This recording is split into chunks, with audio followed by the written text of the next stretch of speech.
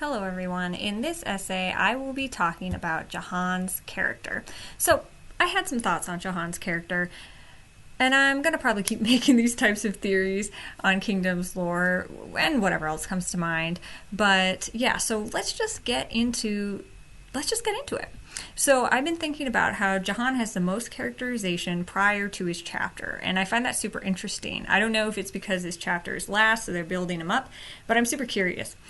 And that's not to say that the other kings didn't have any characterization before their chapters, but I think their chapters usually have a lot of surprises we don't know about them, and I'm sure Jahan's chapter will have surprises for us too. Like, most notably, Ivan's chapter was wild to me. We got to see a lot of Fate Ivan prior to his chapter, but then we were introduced to Chaos Ivan, and then Chaos Ivan killed the Ivan that we'd known.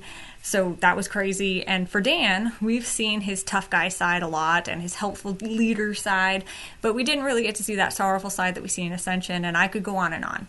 But for Jahan, prior to his own chapter, there were so many interesting character beats about him. I think they're most notable in Excalibur and Karma, but we see it again in Ascension too. So let's dive in, starting with Excalibur.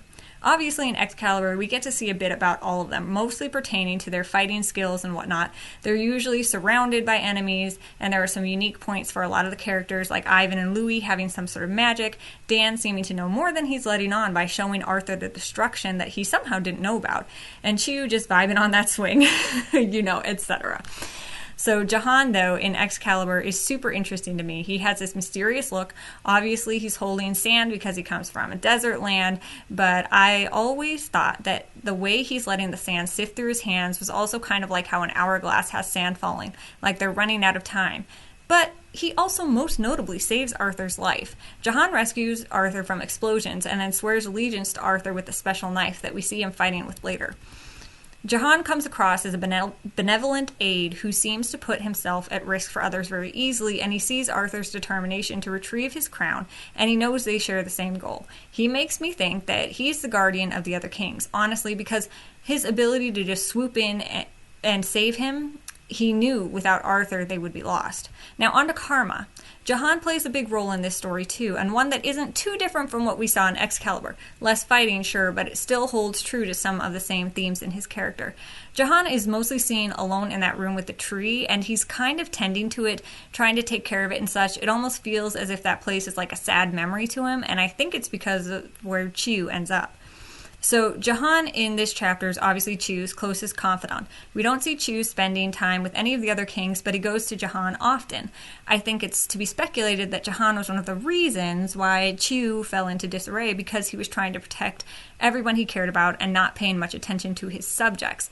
But then that leads into the curiosity as to why Jahan or the other kings needed protection.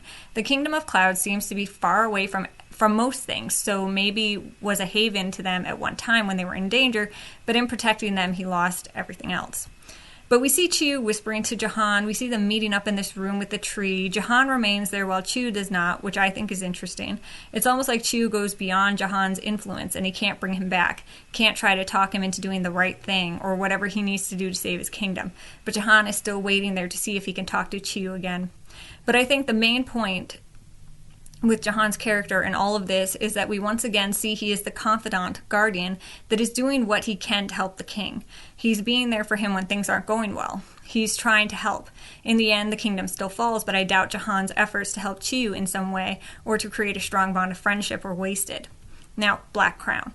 Much less happens with Jahan in Black Crown. The main focus of that music video is really just raging battle between fate and chaos and the corruption of the Black Crown.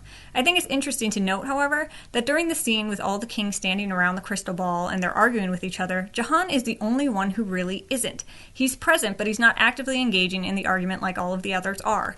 It might be nothing, but I think Jahan had the least amount of faith in the Black Crown and therefore was just there to watch and possibly do what he could to protect the others. Again, that guardian behavior that we have seen in the past two chapters. He's also quite powerful because we see him in the chapter when all the others have fallen and he rouses them to get up again. He withstood the attack when the others could not, but he did not abandon them and made sure they were all right. On to Ascension. The first thing I noticed was that all of the glory versions of the different kings, the versions with the colorful hound box, were very peaceful, very pretty. Mugen's got his pretty fan. Ivan has his calligraphy. All of them are just chilling. But Jahan Jahan most notably has a sword with him the entire time. I think possibly the only time he doesn't have it with him is during that scene where they are all on the bridge together, but otherwise Jahan is always ready. It's almost like he knew what was coming before it came, or perhaps that he truly is just the guardian figure that is looking out for all the other kings, no matter the era. But what am I saying all this for? Well, mostly because it's interesting how we've had so much insight into Jahan's character before his chapter, and I think it's interesting, and I think this understanding of him is going to be crucial in his chapter. He's the guardian, benevolent confidant that has served all the other kings in some way, but when his chapter comes, who will protect him? And it's also very interesting to note that the Kingdom of Sun's motto is, in the end, the sun will protect you. So he really has a very fitting motto that we've already seen played through each music video. So that's kind of my thoughts on Jahan, and I'd love to hear your thoughts as well and what you think about his character and what we might see in the future. So I look forward to hearing from you guys. All right, see you next time. Hope you enjoyed.